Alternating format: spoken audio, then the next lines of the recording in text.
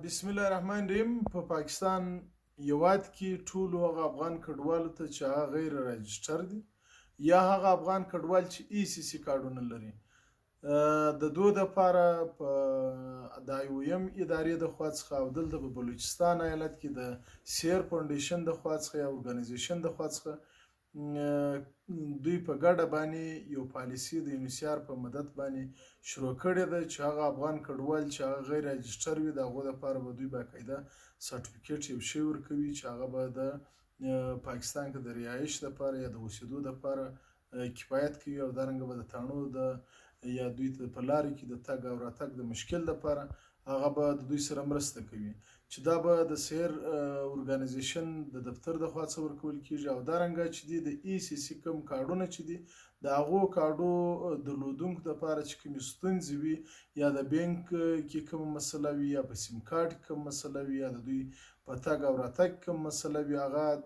د اړونده اداره د دوی مرستندویه ده. خو زه په حیث د یو افغان کډوال او د افغان کډوالو د استازي په توګه باندې د آی او ایم ادارې او دارنګه د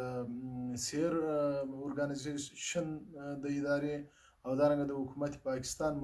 مننه کوم چې زموږ د افغان کډوالو دپاره دوی دا سهولیتونه رامنځته کوي یا د افغان کډوالو د مشکلات دپاره دغه مرسته کوي. خو د اړوندو ادارو څخه مې دا د یو افغان کډوال په حیث باندې بیا هم غوښتنه ده چې کوم زموږ د ای سی سی کارډونه چې تقریبا 8.5 لکه راجسټریشن په 2019 کې وسو په هغه کې تقریبا 10 څخه تر 15% زما په نظر باندې به د هغو کارډونه ورکړل سوي. نور کارډونه چې دي دغسې